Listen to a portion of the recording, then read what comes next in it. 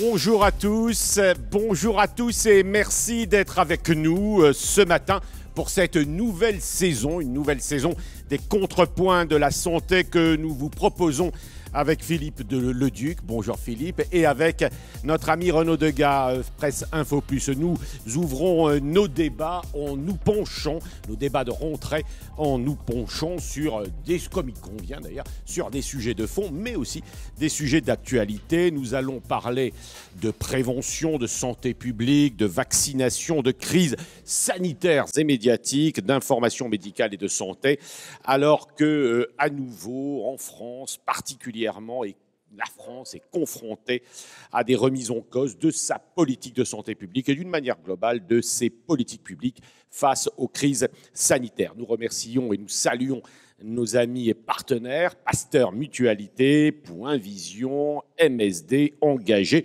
Et ils ont raison, engagés avec nous. Ils seront, je pense, intéressés, eux aussi, par les débats du jour. Donc, nous recevons ce matin Philippe, ici et maintenant, au magnifique Café Opéra de Paris, comme toujours, deux personnalités du secteur de la santé dont il est nécessaire, nous a-t-il semblé avec Philippe et Renaud, nécessaire de connaître leurs opinions. François Bordillon, merci d'être avec nous. Le docteur François Bordillon, vous êtes le directeur général de Santé publique France. Santé publique France, vous nous direz ce qu'est cette institution, nouvelle institution, dont le périmètre de la santé. Et puis, à côté de vous, Alain-Michel Serretti, vous êtes également nouveau, encore que nous vous connaissions dans le secteur, mais vous êtes nouveau président de France Asso Santé. Et vous êtes le représentant des patients très engagés dans le débat de santé publique, le débat politique et le débat de santé publique. Philippe. Absolument. Merci d'avoir accepté notre invitation. Vous êtes tous les deux issus de la loi de modernisation de notre système de santé, de Marisol Touraine. Vous êtes tout récent pour vos deux institutions.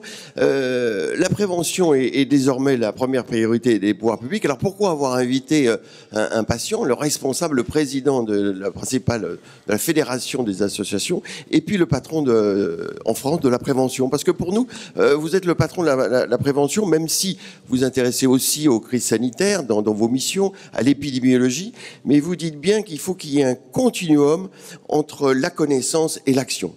Et donc, la question qu'on se pose fondamentalement, c'est, par le débat qu'on va initier avec vous, c'est pourquoi, en France, en est-on à cette si médiocre situation en termes de prévention? Tabac, alcool, addiction, inégalité sociale, surpoids, etc. Donc, la France est très mal placée. Alors, comment vous expliquez ça? Alors, on va pas chercher le responsable, mais est-ce que c'est les pouvoirs publics qui n'ont pas fait ce qu'il fallait faire? Ou est-ce que ce sont les patients qui n'arrivent pas à comprendre qu'il y a des principes qu'il faut mettre en place? Quelle est la raison? Et surtout, comment peut-on bien évidemment se porter sur l'avenir alors que la ministre de la Santé, enfin, a mis en première priorité la prévention? Et avant que François Bordillon et Alain-Michel Serretti ne répondent, vous pouvez dialoguer avec nos invités grâce à... Oui, vous pouvez par le hashtag Contrepoint Santé, vous avez les fiches sur les tables, vous pouvez poser toutes les questions que vous souhaitez via Twitter, j'en ferai une synthèse et le relais auprès des invités. Merci, cher Renaud. Alors, François Bordillon, le patron de la prévention, est-ce que vous acceptez ce terme? Et quelle vision vous avez du passé et surtout du futur? Bonjour, d'abord merci de m'avoir invité. Alors patron de la prévention, c'est patron de l'Agence nationale de santé publique, Santé publique France, qui est une agence qui a maintenant 1 an et qui regroupe 3 agences, 4 même, puisqu'on a fait une fusion à 4, qui associe l'agence d'épidémiologie, l'INVS, celle de prévention, l'établissement de préparation et de réponse aux urgences sanitaires, et puis alcool, drogue, infoservice. Bien sûr, on s'occupe de la prévention, on essaie de la promouvoir. C'est, je dirais, l'agence experte dans le domaine. Et pas aller sur la présentation de Santé publique France. Et pour répondre à votre question, je crois que notre système de santé a été construit après la guerre et à travers l'assurance maladie, essentiellement sur le soin. Et d'ailleurs, on peut se réjouir d'avoir un système de santé plutôt de qualité, avec une offre de soins qui fonctionne bien dans sa majorité, même si je sais qu'il y a des difficultés dans le champ, et que l'accent n'a jamais été vraiment mis sur la prévention, promotion de la santé. Donc une vraie responsabilité des pouvoirs publics quand même, depuis 50 ans. Des pouvoirs publics, mais aussi des acteurs de la prévention, de l'université, parce que la prévention, promotion de la santé est assez peu enseignée dans le champ. Mais je rappelle qu'en matière de prévention, promotion de la santé, il n'y a pas que les soignants qui s'en occupent, c'est l'ensemble du champ de la société. Il y a une responsabilité à l'école, il y a une responsabilité dans l'environnement, il y a une responsabilité dans le transport, et qu'il faut de la santé dans toutes les politiques si on veut si on se tourne vers l'avenir, quelle est votre vie? Est-ce qu'on va sortir de cet état de fait? On a l'impression que les esprits sont prêts. Qu'est-ce qui fait qu'on va enfin, comme le souhaite la ministre, s'intéresser à la prévention? La prévention, c'est d'abord, on ne peut que se réjouir de la décision de la ministre d'en faire sa première priorité de la stratégie nationale de santé, parce que l'impulsion politique, c'est majeur dans notre pays, et c'est ça qui fait que les acteurs vont s'investir. C'est une priorité. Je ne sais plus votre question, excusez-moi. Comment va-t-on sortir de cet état de fait où la France est très mal placée en prévention? Alors, il y a le pouvoir politique, mais quel va être le déclencheur? Et est-ce que c'est vraiment, dans le fond, ce que veut pose comme question Philippe, est-ce que c'est vraiment si nouveau? On a déjà entendu ces volontés plusieurs fois s'exprimer, notamment d'ailleurs par la ministre précédente, qu'il avait déjà mis. Le premier chapitre, c'était sur la prévention. Qu'est-ce qui est vraiment si nouveau? C'est une volonté politique très forte, c'est le premier objectif qui est annoncé, et c'est une mise en cohérence de l'ensemble des acteurs sur le champ, les professionnels de santé d'abord, mais aussi les autres acteurs, et une politique interministérielle qui est en train de se construire. Est-ce que vous avez les moyens quand même? Vous êtes 600 personnes dans votre agence, vous avez 175 millions de budget, donc c'est quand même important. Ah ben bien sûr, c'est une agence de santé publique. D'ailleurs, la France était très en retard sur le plan de la santé publique, puisqu'on avait autant d'agences que de fonctions de santé publique. Et l'idée, ça a été, en fusionnant les divers établissements, de permettre, au même titre que les CDC aux États-Unis ou le Public Health England, d'avoir une vraie agence de santé publique qui, à partir des données de connaissance, peut promouvoir une politique de prévention, promotion de la santé. Bien sûr. Alors, Alain Michel Serretti, en général, les patients disent c'est pas notre faute, c'est la responsabilité des pouvoirs publics, on n'a pas assez de moyens, etc. Est-ce que, en fin de compte, les patients n'ont pas une énorme responsabilité? Tabac, alcool, addiction, conduite à risque. Est-ce que vous, en tant que président de la Fédération des associations, est-ce que vous intéressez vraiment à la prévention? Est-ce que c'est un sujet de patient? C'est un sujet de citoyenneté et de comportement individuel. Il y a deux niveaux dans la prévention. Vous avez le niveau primaire, la prévention primaire, c'est-à-dire que éviter de tomber dans la maladie avec des comportements qui ne sont pas les bons. Et puis vous avez ce que je qualifierais de secondaire, c'est lorsque vous êtes tombé dans une maladie, souvent chronique, faire en sorte que vos comportements n'aggravent pas la maladie et que les traitements que vous devez suivre sont suivis correctement. Mais les patients aimeraient bien ne pas tomber malades quand même. Non mais précisément, s'ils ne tombent pas malades, c'est qu'ils ne sont pas encore patients. Vous vous intéressez uniquement aux patients et pas aux usagers, vous? Je n'ai pas dit ça, c'est vous qui me parlez de patients, donc je vous réponds. Oui. Je vous dis que ce n'est pas uniquement un sujet de patients. La particularité de la France, alors c'est évidemment certain que notre système de santé a été construit d'abord sur l'excellence de la prise en charge des personnes malades, donc, et moins sur la prévention. Mais au-delà de ça, le français est fondamentalement frondeur. Nous ne sommes pas des Suédois, nous ne sommes pas des Norvégiens, pas des Allemands. Donc, quand on nous interdit quelque chose, que ce soit de fumer dans les restaurants et que on nous pousse à manger 5 fruits et légumes, posez la question au Café du Commerce, ils vont vous répondre. Mais qui s'occupe d'eux-mêmes? C'est nous qui réglons notre vie et qui la dirigeons, et ils n'ont pas à aller à s'intéresser à ça. Mais l'interdiction marche en l'occurrence. L'interdiction, dans les lieux publics. Donc vous seriez favorable à des interdictions, obligations plus larges? Je posais la question, pourquoi ça a du mal à décoller? Oui. Parce que les Français sont frondeurs. Alors, les nouvelles générations, peut-être, évoluent. Cependant, quand vous regardez les addictions, et notamment de tabac chez les jeunes, vous voyez que ça reste élevé. Donc, il y a quand même un vrai sujet. C'est-à-dire que les geeks fument. Et si les geeks fument, ça veut dire que on a encore de ce point de vue-là une génération qui est dans le refus définitif de considérer qu'on lui suggère une conduite de vie. Alors, les addictions, c'est compliqué quand même. Hein. je parle du tabac, là, pour le moment. Oui, on va en parler plus tard. Pascal est un ancien fumeur, il a un mal fou à arrêter de fumer. Évidemment que c'est compliqué. Évidemment que c'est Merci compliqué. de me raconter ma vie, mais c'est pas faux, mon cher Philippe, c'est vrai. Je trouve que c'est très dur. Encore une fois, vous pouvez essayer de pousser les gens à changer leur comportement, mais si vous prenez l'alcool, évidemment que la France est réputée pour ses vins et sa bonne chair, vous n'allez pas faire manger du tofu à tout le monde rapidement avec de l'eau minérale. Donc les choses prennent du temps. François Bourdillon, alors, est-ce que c'est culturel? Voilà, c'est évidemment culturel. Si c'est culturel, ça va prendre du temps. Et puis je finirai par, il y a quand même, vous avez les états généraux de l'alimentation qui démarrent, auxquels nous allons participer. Ça démarre sous l'autorité de Dominique Voynet ces prochains jours, début octobre. Ah, on est content de revoir Dominique Voynet, hein, Philippe? Absolument. Donc, vous avez tous les jours des signaux complètement contradictoires qui sont envoyés à la population. Il faut manger 5 fruits et légumes, mais les fruits et légumes sont faits avec de la chimie, la question des pesticides, les gens ne savent plus comment manger. Aujourd'hui, vous posez la question à tout le monde, y compris ici, on ne sait plus quoi manger, on ne sait plus quoi acheter, il faut manger sain, mais est-ce que les produits qu'on nous propose le sont ? Je crois qu'il faudrait qu'on refasse un petit point, peut-être avec, d'ailleurs, Alain Michel Serretti, mais avec François Bourdillon. Parce que on sait que le champ de la prévention, on sait que la prévention est un champ immense, que c'est compliqué, c'est une sorte de nébuleuse.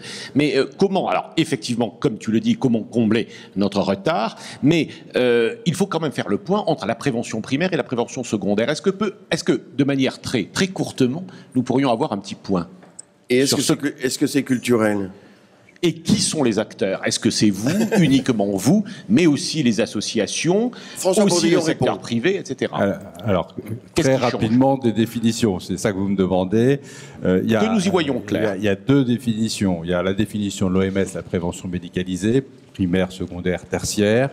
C'est facile à comprendre. Primaire, c'est avant la maladie, c'est une notion de protection, c'est une notion d'anticipation, c'est éviter que les personnes deviennent malades. Le modèle, c'est la vaccination qui évite d'avoir la rougeole si on s'est vacciné contre la rougeole, ou c'est j'évite le tabac pour éviter d'avoir le cancer du poumon. Prévention secondaire, c'est la maladie est là, mais elle ne donne pas de signes et pas de symptômes. Je vais promouvoir du dépistage. C'est le cancer du sein, il y a une lésion qui est invisible, mais on peut l'attraper avec la radio, et on va promouvoir le dépistage. Et parfois avec un peu de surdiagnostic, ça peut arriver. Ça, c'est une autre question. Après, il y a prévention tertiaire, c'est éviter les complications chez quelqu'un qui est malade. Donc, vous avez fait un accident vasculaire cérébral, il ne faut pas en faire un second ou une autre maladie cardiovasculaire. Il y a la réhabilitation sociale et physique, c'est aussi la prévention tertiaire. Et puis, il y a ce qu'on appelle l'éducation thérapeutique. Et puis, il y a une autre notion qui va bien plus loin que celle de la protection, c'est celle de l'amélioration. Et l'amélioration, c'est la promotion de la santé. C'est-à-dire qu'on va essayer de faire en sorte que les gens soient dans un mieux-être. Et donc, on va lutter contre la pollution atmosphérique, on va lutter contre le bruit, on va lutter contre les risques au travail, de manière à ce qu'on puisse promouvoir... c'est les approches de santé globale qui ont... C'est les approches de santé globale, de santé universelle. Et alors, est-ce que les Français sont différents des autres, comme disait Alain Michel Serretti? Est-ce qu'il y a vraiment quelque chose de culturel, vous qui vous intéressez à l'éducation pour la santé, qui fait que cette difficulté est immense? Et pourquoi le serait-il? Et est-ce que finalement, en disant ça, c'est culturel, finalement, on ne se cache pas derrière son petit doigt, on ne se cache pas, et on ne se cache pas derrière ses responsabilités, que l'on n'arrive pas à assumer. Alain Michel Serretti se cache derrière son petit doigt. Ouais, c'est complexe, bien sûr. L'élément culturel sur le comportement joue. Mais il y a une grande différence quand on fait de la santé publique. Il y a la santé individuelle et la logique individuelle et la logique collective. Et la logique collective, elle rentre en jeu parce que par le préambule de la Constitution, l'État doit protéger la santé de la population. Et lorsqu'elle est en danger, elle se doit d'agir. Et de temps en temps, la liberté individuelle par rapport à la liberté collective peut être mise en jeu. Je prends l'exemple très simple pour que tout le monde comprenne. La ceinture de sécurité, elle est là pour protéger la personne qui est dans une voiture, mais elle est aussi pour éviter que quelqu'un qui vous rentre dedans de l'autre côté et qui est alcoolisé puisse agir. Et donc, à partir de ce moment-là, on met des règles de régulation qui vont parfois jusqu'à l'obligation et qui permettent de trouver un équilibre dans le sens de la protection individuelle et collective en matière de santé. Alors, est-ce que c'est vraiment culturel, Michel Serretti? Je vais vous donner, puisqu'on est sur l'automobile, un exemple d'une disposition qui me semble contradictoire par rapport au message de santé publique qui devrait être mis en œuvre. C'est l'alcool au volant. Quand j'ai passé le permis, il me semble que la limite dépassait les 1 gramme, on est vite passé à 0,8, on est maintenant à 0,5. Et vous avez une disposition absolument époustouflante, qui est qu'on est à 0,2 pour les jeunes conducteurs. Mais ça veut dire quoi pour un jeune conducteur d'avoir le droit de boire jusqu'à 0,2 mg d'alcool? Ça n'a pas de sens. Déjà, ça n'a pas beaucoup de sens 0,5, c'est-à-dire que ça devrait être 0 alcool, au même titre que c'est 0 cannabis, la moindre trace de stupéfiant, et on ne va pas la mesurer, on va dire, ah là, vous avez fumé un peu d'herbe, ça va. Mais là, c'est trop, il y a un joint de trop. Non, c'est 0. C'est le problème des normes, mais la norme entraîne une sanction, c'est ça, quoi. Non, pas du tout. C'est un problème de signal envoyé, en l'occurrence, aux plus jeunes. C'est-à-dire qu'on ne dit pas interdiction absolue de boire si vous prenez le volant. Vous avez le droit de boire un peu, mais pas trop. Et ça veut dire quoi, 0,2 mg d'alcool dans le sang? C'est quoi qui a pu penser qu'un gamin en boîte de nuit va être capable de mesurer lui-même 0,2 parce qu'il ramène tout le monde en voiture? Alors François Bourdillon, en fait, la vraie prévention, elle devrait être claire, c'est interdit.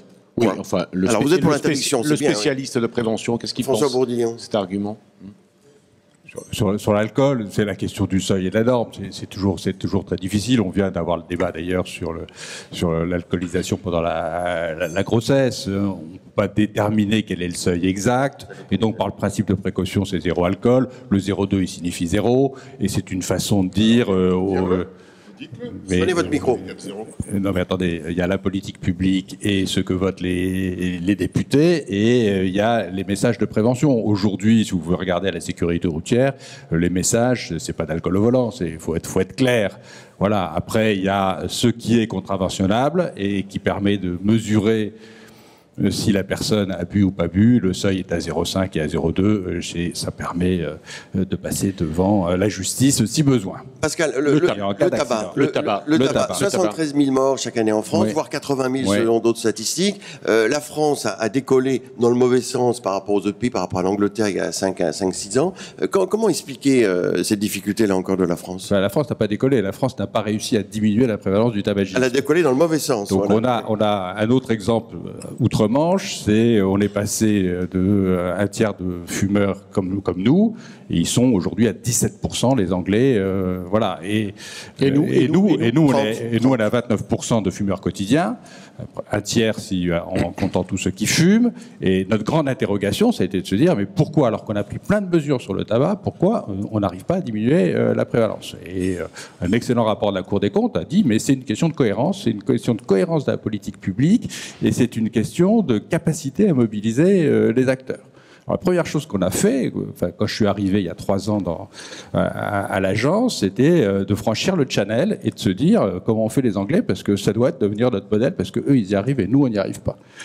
Et on a essayé. D'abord, la première chose qui frappe quand on va de l'autre côté, c'est le tabac, c'est une politique publique affirmée, et puis surtout, il se base sur des faits probants, c'est-à-dire qu'ils développent ce qui a marché et ils arrêtent ce qui n'a pas marché. Et ça, c'est extrêmement frappant. Et on a essayé, nous, d'apporter un certain nombre d'outils. Ils ont, par exemple, une stratégie qui s'appelle Stoptober, Stop Tobacco in October, qui, un mois durant, incite les personnes à arrêter de fumer. C'est novembre en France, c'est ça? Et nous, c'est mois sans tabac, au mois de octobre-novembre. Ça a marché, mois sans tabac? Très bien. Ça marchait très bien. Aujourd'hui, on pense qu'on a eu 400 000 à 600 000 tentatives d'arrêt pendant le mois de novembre. On aura les premiers résultats au mois de mars prochain avec le baromètre santé qui nous permet d'évaluer la politique tabac et ça nous permet de savoir si la politique publique est solide. Et le paquet neutre, ça n'a pas marché? Ça va aller en vrai. Tout va ensemble. C'est la cohérence de la politique publique. La cohérence de la politique publique, c'est l'augmentation du paquet, c'est le paquet neutre, c'est la lutte contre le tabac dans les écoles, c'est le bois sans tabac. Ça vous paraît cohérent parce que vous avez l'air. Ça me paraît un peu contradictoire avec ce que vous disiez avec les Anglais. C'est-à-dire qu'ils ne prennent pas 36 mesures. Si, ils choisissent. Ils prennent 36 mesures. 36 mesures. Ah si, c'est 36 mesures. On a développé l'application coaching bois sans tabac qui permet à tout à chacun gratuitement d'avoir des conseils positifs sur l'arrêt du tabac. Il y a l'augmentation du sevrage tabagique.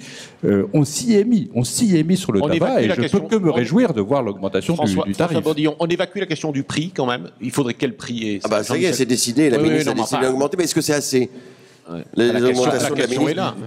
10 euros pour arriver à 10 euros, c'est très bien. Les Anglais sont à 11 euros. 1 euro de plus en mars 2018. 1 euro de plus, et c'est bien parce que c'est une augmentation franche et nette. Et on évite le 2-3% pour monter à un pourcentage les consommateurs se disent toujours quand même que ça enrichit également les caisses de l'État.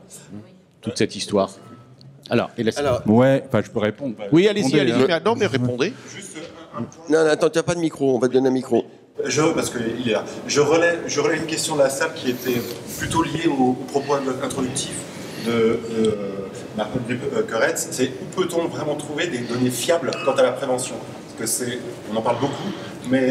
Alors, où y a-t-il des données fiables? Justement, on va y venir sur Et on en profitera pour compléter la question en disant combien finalement, on a beaucoup de mal à savoir combien on donne, combien on paye pour la prévention. Alors, si vous avez les données fiables, ça c'est votre objectif. Alors, les données fiables, on est en train de construire un portail internet portail des données probantes qui sera accessible à tout le monde, qui va pouvoir témoigner des actions qui marchent et qui devrait nous permettre d'arrêter d'investir sur des actions qui ne marchent pas. Aujourd'hui, le coût de la prévention dans notre pays, c'est 15 milliards. 15 milliards vous pouvez lire ça dans les comptes sociaux. Dans ces 15 milliards, il y a beaucoup de choses. Il y a notamment une partie des médicaments qui sont utilisés contre le cholestérol, mais ça finance l'agence, ça finance la prévention collective, ça finance les PMI, ça finance la médecine scolaire. Je ne sais pas si Philippe le savait, il sait tout. Mais les 15 milliards prennent également les traitements pour le cholestérol, les hypocholestérolémiques. Oui, absolument. Dans la façon dont l'État compte. Merci à Martial Olivier Querette de nous avoir. Alors, parce que Pascal, vraiment, est-ce que les patients et l'institution publique travaillent ensemble? Madame Michel Serretti, est-ce que vous avez le sentiment qu'on fait appel à vous? Vous avez le soleil dans les yeux, comme ça vous donne bonne mine. Alors, est-ce que vous travaillez assez ensemble? Est-ce que c'est pas quelque chose qu'il faut développer? L'institution, les pouvoirs publics et les patients. Sur la prévention? On est sur la prévention toujours. Et d'une manière générale sur la santé publique, oui, les politiques de santé publique. Non, mais très clair. Moi, je suis arrivé au mois de mai comme président de France Asso Santé, qui est une nouvelle organisation voulue par la loi. Vous l'avez rappelé. Le sujet prévention, c'est la première fois aujourd'hui. Tout ce qui s'est passé en termes de sollicitation, intervention, demande d'expertise, rendez-vous à droite ou à gauche, eh bien, a été sur le soin, en dehors évidemment de la vaccination, qui est un sujet de prévention, mais vous imaginez bien. Particulier. Sur le tabac, on est dans la même logique que sur le reste. Par rapport aux Français, on a beaucoup plus de mal à tordre le bras d'un Français que d'un Anglais ou que d'un Suédois. Et il y a un axe nord-sud. Plus vous descendez dans le sud, plus on fume, et plus vous allez vers le nord, moins on fume. Donc ça se passera en France comme ailleurs. Avec certainement plus de difficultés, plus de temps. Le prix est pour moi l'élément principal. Vous parliez de l'Angleterre. L'Angleterre, pendant très longtemps, a été avec les pays du Nord, Norvège, Finlande. Moi, je me rappelle avoir été en Finlande dans les années 90, où un paquet de cigarettes coûtait 3,5 fois le prix de ce qu'il coûtait à Paris. Ça doit être 1991 ou 92. J'avais visité les usines de Nokia à Salo, et à Salo, le prix du paquet de tabac, j'avais trouvé ça absolument incroyable, comment les gens pouvaient le supporter. Donc la violence de l'augmentation, si vous faites une augmentation fluide dans le temps, elle va pas se sentir, il n'y aura pas l'effet psychologique. L'effet psychologique, c'est de le doubler du jour au lendemain. Bon, ce qui ne sera pas le cas parce que c'est 1 euro de plus en mars 2018. Voilà. Est-ce que finalement... C'est du même niveau que de dire on garde 0,2 grammes pour les gamins, alors que tout le monde est d'accord, y compris mon voisin de gauche devrait l'être, mais manifestement c'est pas le cas, de passer à 0 pour les jeunes, quoi. Les jeunes en voiture, ça devrait être 0. Et de dire c'est pas de ma faute, c'est les députés, votre boulot, c'est d'influencer les députés. C'est pas que le mien. D'accord, au moins il y a un débat. Est-ce que finalement vous ne pensez pas que la solution passera par les big data, le numérique, les smartphones, quitte à ce que cela vous échappe, que les GAFA prennent ça en main avec les smartphones, ce serait très facile. Est-ce que la prévention ne va pas bénéficier de toutes ces nouvelles technologies? Et puis François Bourdillon, vous aviez annoncé le lancement d'une appli, la météo des malades, pour les professionnels et pour les Français. Où en est-on? Cette application devrait être sortie aujourd'hui, non? Alors... Deux questions. Il y a deux questions. La première question, c'est la place du numérique, on va l'appeler comme ça, en matière de prévention. Alors, on est en train de prendre le tournant, très clairement, parce que vous avez trois grands champs. Vous avez ce qu'on appelle la PADS, c'est la prévention et l'aide à distance en santé. C'est Facebook. PADS, c'est nouveau PADS, ça. ça s'appelle comme ça. C'est la terminologie anglaise traduite en français. Le site internet d'information, le community management. Donc ça, c'est tout un bloc sur lequel on est très développé maintenant à Santé publique France. Vous avez un axe que moi j'appelle coaching. Et l'axe coaching, c'est à travers des applications smartphones, comme on l'a fait sur Moi Sans Tabac, d'inciter les personnes à arrêter de fumer et de se faire accompagner par des messages positifs. Et le troisième aspect, c'est tout ce qui est politique digitale. C'est du contre-marketing, c'est-à-dire que vous utilisez Internet de manière très ciblée sur les populations pour essayer de faire passer des messages. Alors, par exemple, on a eu une épidémie d'hépatite A chez les homosexuels. On a fait de la communication complètement ciblée sur la communauté homosexuelle à travers leur réseau, de manière à les inciter à vacciner. Et ainsi, on est passé sur la page vaccination de l'hépatite A de, 1000 consultations par mois à 20 000 consultations. Voilà, donc, et avec une incitation très forte à la vaccination. Donc on développe énormément ce volet-là. On a fait du recrutement, on a des jeunes qui sont très dynamiques dans le champ. Alors deuxième question. La météo des maladies. Météo des maladies.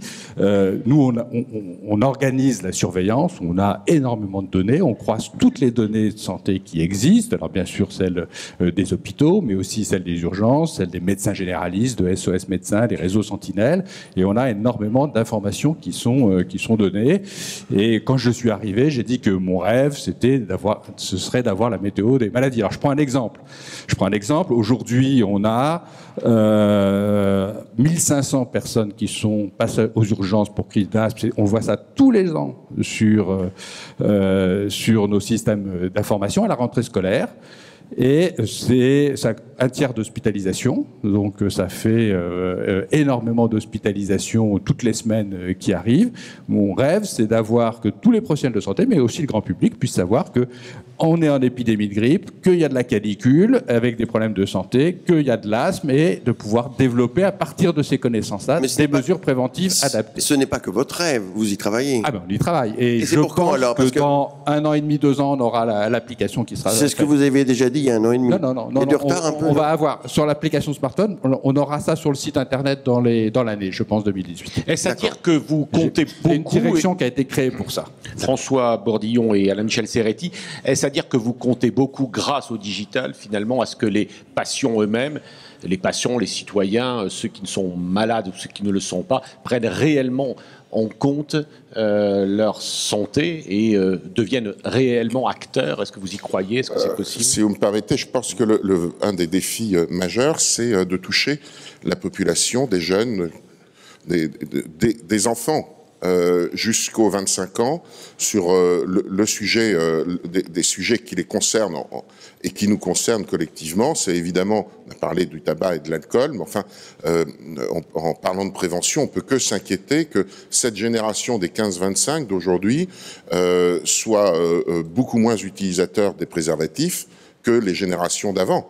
C'est un vrai sujet. Moi, j'ai des enfants qui sont encore dans cette tranche d'âge. J'étais absolument effaré quand ils ont accepté de m'en parler. C'est pas facile de parler de ces sujets-là avec ses enfants. J'ai un garçon, une fille. Eh bien, vivant à Paris, c'est une génération pour qui le préservatif est une option, clairement. Quand vous discutez, vous apercevez que c'est largement partagé.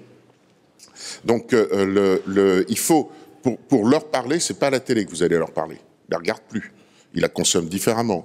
Ils consomment, par contre, beaucoup de digital et notamment les réseaux sociaux. Et vous avez raison, c'est à travers les réseaux sociaux qu'il faut leur parler. Par contre, si l'outil, ils le trouvent moyen, ils vont vite le zapper. Hein. C'est-à-dire qu'ils sont intransigeants avec la qualité de l'outil. Si votre outil n'est pas fait avec des garçons et des filles du même âge, vous allez vous planter.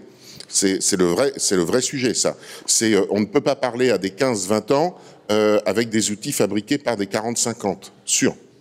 François Bourdillon, alors est-ce que oui, on a des questions de vous Renaud, constatez aussi ce problème de protection dans la vie sexuelle? Oui, ça nous permettra peut-être, vous en profiterez pour parler de pilules également. Oui, parce qu'on va rendre public la semaine prochaine le baromètre santé sur les moyens contraceptifs et la contraception. Hein, donc, on a un certain nombre de données. Non, je ne pourrais pas vous les donner en avance, mais elles sont prévues pour la semaine prochaine. C'est un tout petit teasing. Mais il faut bien comprendre, pour revenir sur ce que disait Alain Michel Serretti, c'est les réseaux sociaux, c'est très important parce qu'on est capable aujourd'hui de faire de la promotion de la santé de manière très ciblée sur un certain nombre de populations, comme le font d'ailleurs les grandes marques. Mais il ne faudrait pas se dire qu'on va ne faire que de la prévention-promotion de la santé dans ce champ. C'est un des outils. Mais on a besoin, si on veut faire de l'éducation à la sexualité chez les jeunes, de travailler avec l'éducation nationale, de travailler avec les enseignants. Elle existe encore, l'éducation nationale? Avec les parents. Elle existe encore, la médecine scolaire?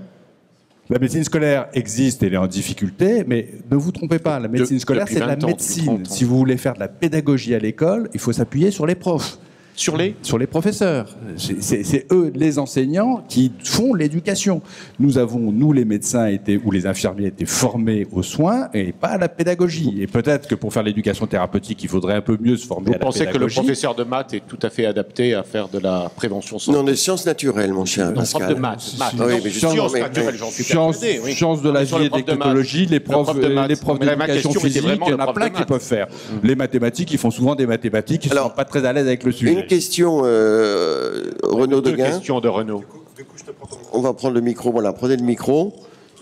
Alors, il y a trois questions qui sont ressorties là, et après vous y répondrez au moment opportun. Il y avait justement une question sur la formation, parce que là, c'était pas le prof de maths, c'était en médecine. Il y avait une question sur le fait qu'il n'y avait pas de formation en initiale et en continu, en prévention. D'accord, formation. Pour une certaine génération, je ne sais pas ce que c'en est aujourd'hui. Voilà. Une deuxième question qui rejoint l'histoire des applis qui sont bonnes ou sont pas bonnes, les campagnes qui sont claires ou pas claires, c'est comment évalue-t-on les campagnes de santé publique? Comment on les évalue aujourd'hui? Comment fait-on pour évaluer ces campagnes-là? Et la troisième question, c'est sur le modèle économique pour financer la prévention. Voilà, et après on passe quand même aux crises sanitaires, à la vaccination. Oui, mais on va peut-être, et au vaccin, parce que l'heure tourne. Et à la vaccination, mais aux crises sanitaires. Alors, les trois questions, rapidement, François Bourdillon et Alain Michel Serretti. Alors, je vais essayer d'être très bref. Formation initiale et continue. C'est vrai qu'il n'y a pas beaucoup de santé publique et il n'y a pas beaucoup de prévention, promotion de la santé dans les facultés de médecine, y compris chez les infirmières et autres professionnels de santé. Et les pharmaciens. Et les pharmaciens, voilà, bien sûr. Hein. Donc c'est un vrai sujet, c'est un sujet qui est abordé avec les doyens et j'espère que demain on pourra développer une meilleure formation, y compris d'ailleurs sur des choses très techniques comme la vaccination. Et peut-être que les médecins acceptent de partager ces questions avec les soignants et les pharmaciens. Absolument. Évaluation. Évaluation. Alors, évaluation, il y a, je dirais, avant les campagnes, c'est les pré-tests. Après les campagnes, c'est les post-tests. Après, on regarde le nombre de clics sur Internet, l'augmentation des recours et des savoirs. On a le baromètre annuel qui permet de mesurer les comportements. Et in fine, on a les données de santé à travers la surveillance. Et si on prend tabac, on a cancer du poumon, maladie cardiovasculaire, maladie pulmonaire. Donc on a l'ensemble du sujet qui est suivi. Et alors c'est notre métier à l'Agence nationale de santé publique. Toutes les évaluations sur l'ensemble du champ sont construites avec des échéances, avec des tableaux de bord qui nous permettent de suivre notre activité. Et médico-économique, donc très rapidement, et puis après, Alain Michel Serretti. Et médico-économique. Le modèle économique aujourd'hui, c'est l'argent de l'assurance maladie ou de l'État qui finance essentiellement la prévention. L'idée, c'est est-ce qu'on peut augmenter ces éléments-là, c'est-à-dire en mobilisant d'autres acteurs. Ça peut être les complémentaires santé, ça peut être la mobilisation de l'éducation nationale, des collectivités territoriales. Des fonds privés. Pourquoi pas des fonds privés? Il pourrait y avoir aussi des taxes affectées. Et c'est ce qui a été mis en place avec le fonds tabac. Pourquoi ne pas le faire sur la nutrition? Pourquoi ne pas le faire sur l'alcool? Ça permettrait de supporter l'action de l'ensemble des acteurs avec des moyens significatifs pour agir. Alain Michel Serretti, alors, est-ce que... Quand je suis rentré dans le monde de la santé, à travers l'affaire de la clinique du sport, je me suis impliqué dans l'interassociatif, donc il y a pile 20 ans. On parlait évidemment de prévention comme le parent pauvre de la santé publique et 3% des dépenses de santé étaient à ce moment-là données à la prévention. Quand j'ai préparé cette émission, je me suis aperçu qu'on était passé à 2%. En tout cas, aujourd'hui, c'est une question, on lit que la prévention en France, c'est 2% des dépenses de santé. Alors, c'est 7%, vous me dites. Donc, on aurait... 5,5, pardon. C'est 5,5. 5,5%. Alors 5,5% de 200 millions, 200 milliards des dépenses de santé, donc des 240 milliards. Donc déjà, je pense qu'il faut,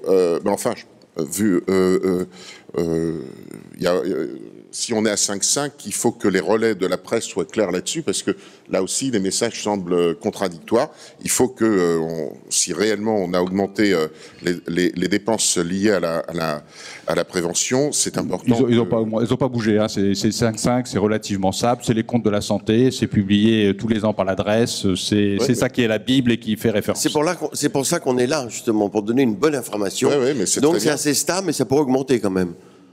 Voilà. Alors, Pascal, à cette heure du débat, à ce moment du débat, il faut qu'on parle des vaccins, bien évidemment. Oui, je voulais vous demander quand même à François Bourdillon, si tu le permets, est-ce que sur les crises sanitaires que nous vivons, est-ce que vous les trouvez, en tant qu'acteur public, vous les trouvez injustes, vous les trouvez, finalement, vous les comprenez, ou vous êtes vraiment très affecté par les critiques qui sont faites à l'égard des pouvoirs publics, notamment, et des acteurs de santé publique. J'engloberai d'ailleurs les acteurs de santé qui vous sont proches. Est-ce que les pouvoirs publics ne sont pas délégitimés? Comment ils peuvent communiquer alors qu'on les accuse de tous les maux, un peu, surtout l'Agence du médicament? Quel est votre regard là-dessus?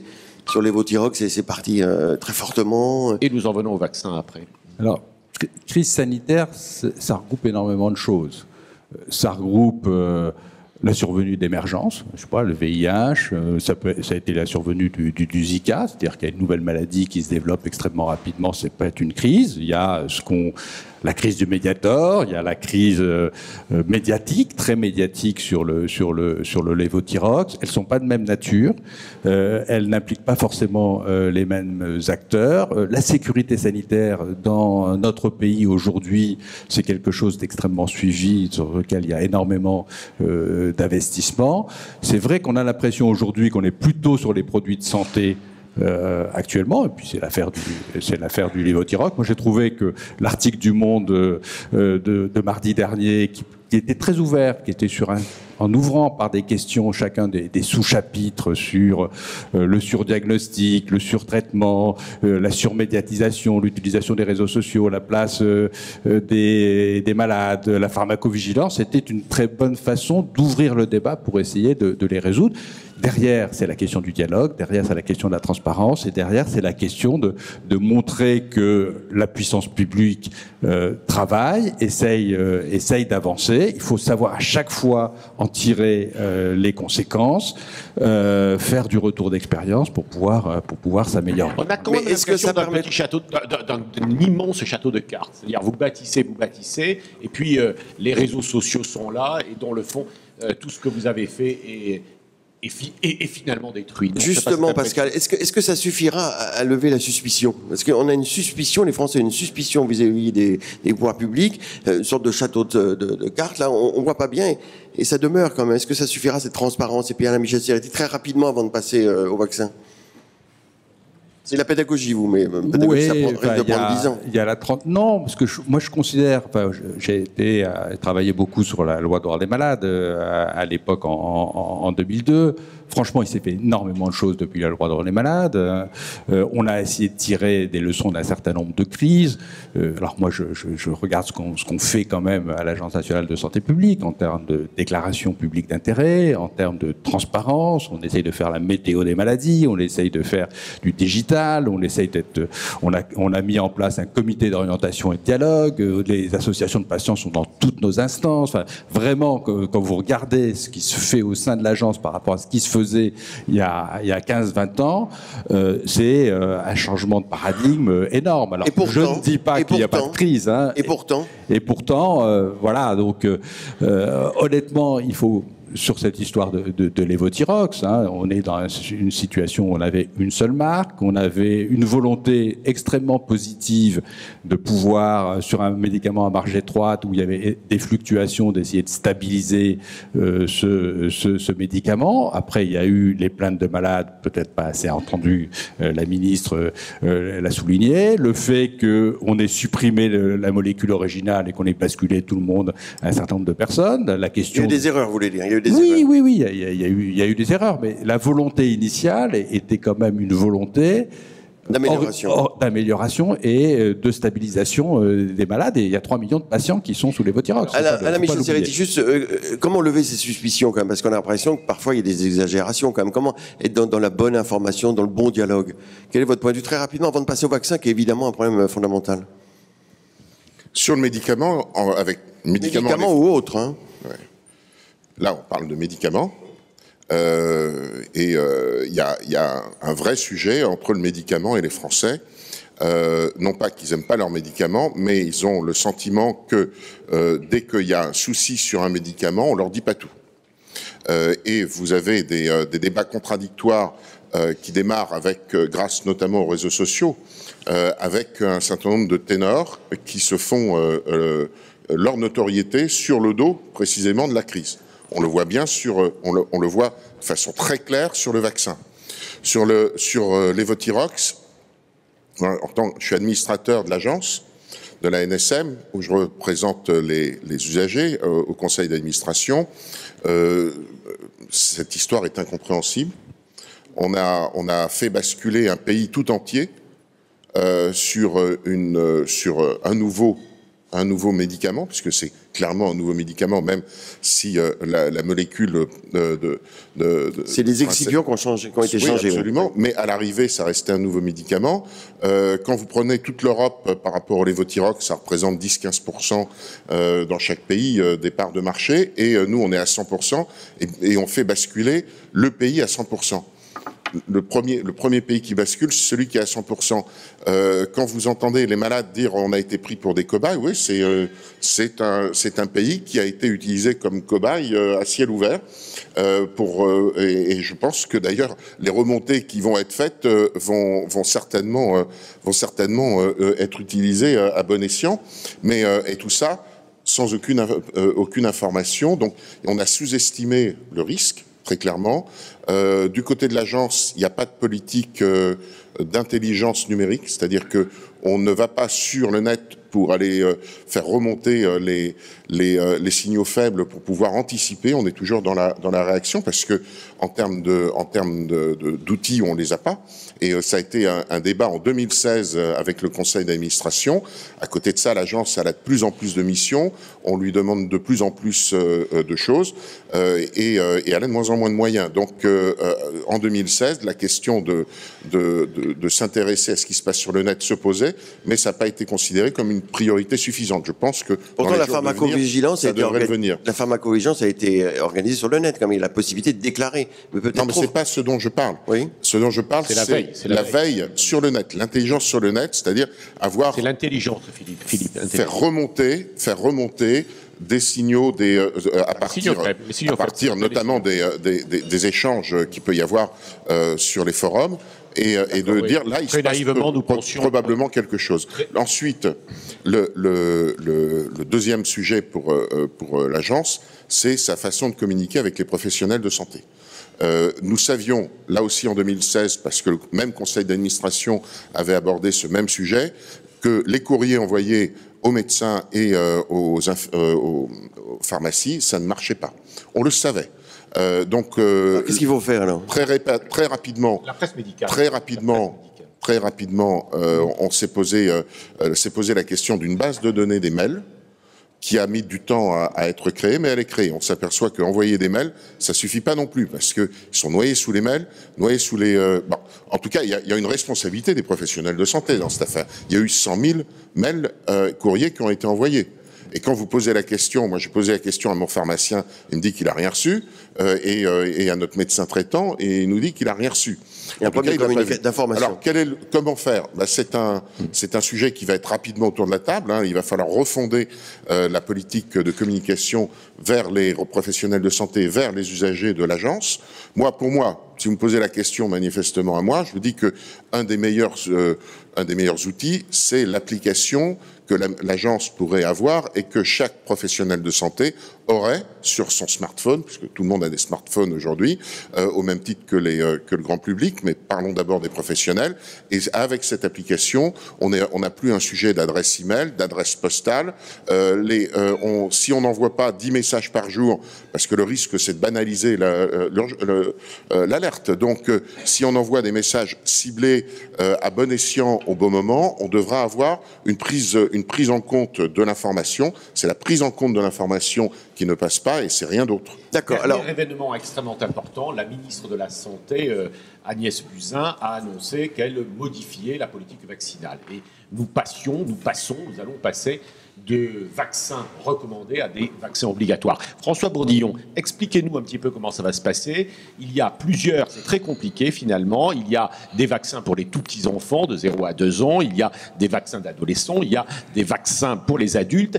Quelle différence fera-t-on demain, puisque ici, j'imagine que tout le monde à peu près suit ces affaires, finalement, quels seront les comportements des professionnels de santé et des pouvoirs publics entre ces vaccins qui sont recommandés demain et ces vaccins qui sont obligatoires?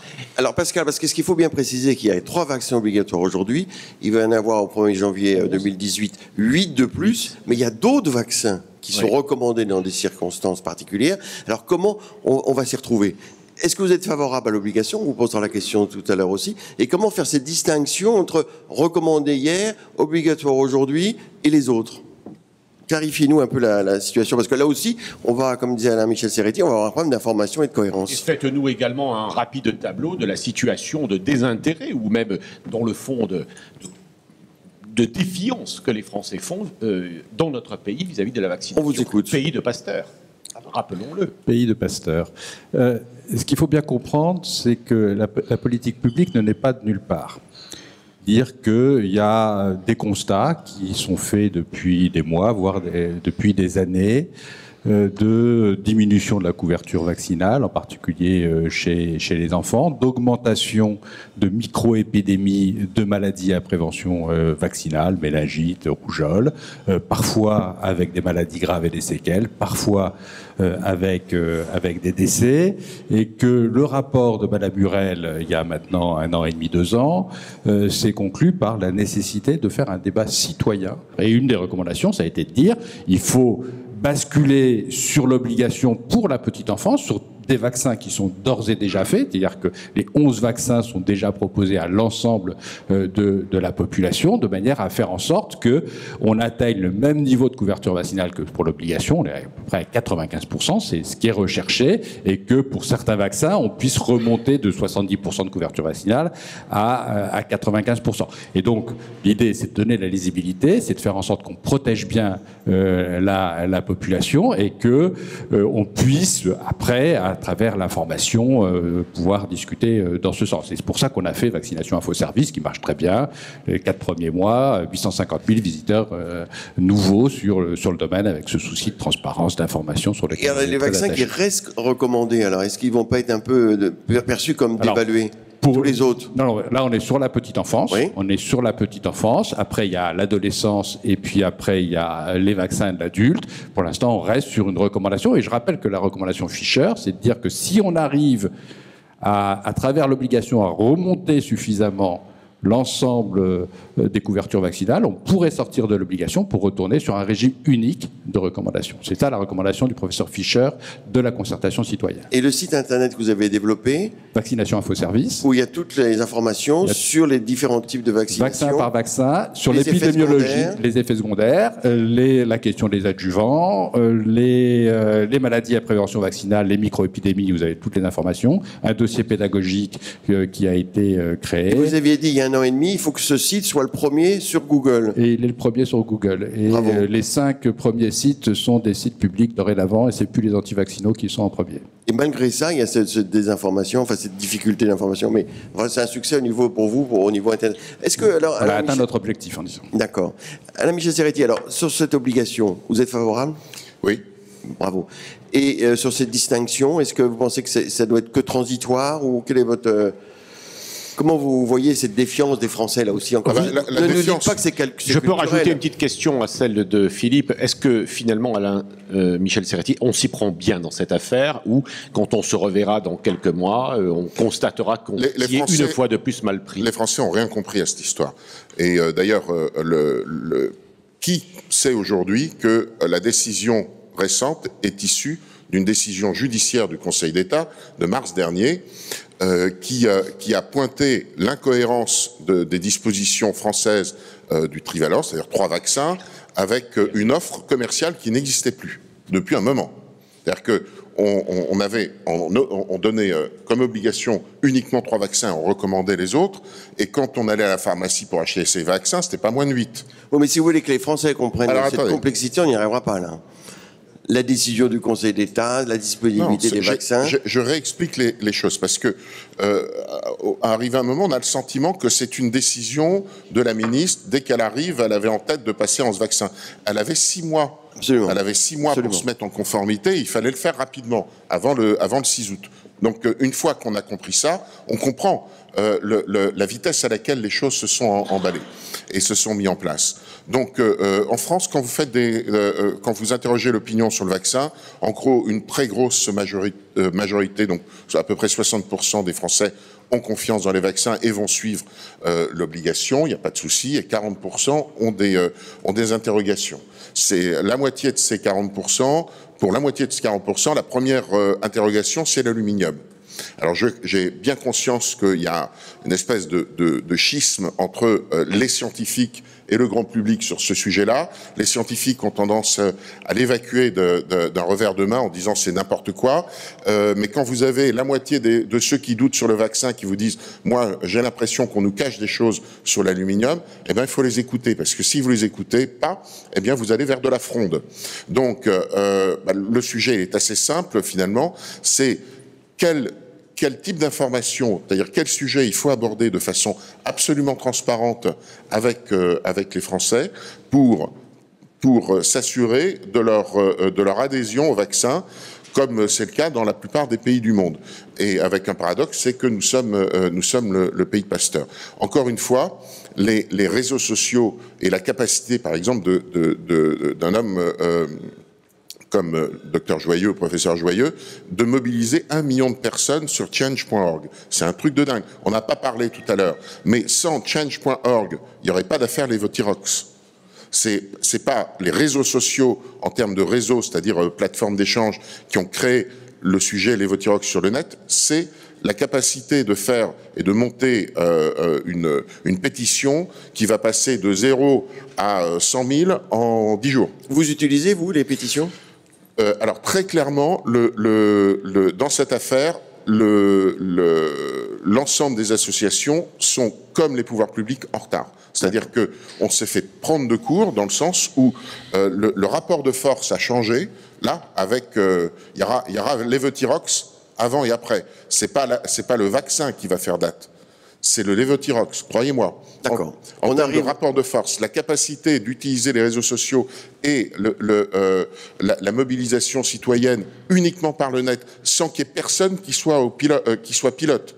C'est ça qui est intéressant. C'est-à-dire que vous ne pouvez pas identifier une association, un médecin, comme c'est le cas pour Joyeux, sur une initiative. Sur Levothyrox, c'est pas les associations, notamment Vive sans la thyroïde, qui sont d'excellentes assos, mais qui ont suivi, qui ont rattrapé le mouvement. Elles l'ont pas devancé. Le mouvement a été spontané, c'est créé. Michel Herzeretti, tout ça, ça veut dire également rétablir la confiance avec les médecins et les professionnels de santé, les pharmaciens, les infirmiers. Si les médecins sont pas informés que la nouvelle boîte, mon épouse, elle est sous Levothyrox. Elle a, au mois de mars, elle est allée acheter son Levothyrox en plein Paris. Elle a vu que c'était une nouvelle boîte.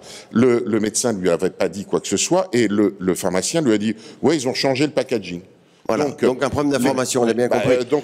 Et l'information médicale se fait, mon cher ami, par la presse médicale. Hein, et par les applications Internet, pas que. Merci. Et je ne suis pas sûr que ça soit une lecture de chevet pour tous les toubibs, la presse médicale. François Bourdillon voulait rajouter un mot. On va conclure maintenant. Et je voulais leur demander... Attendez.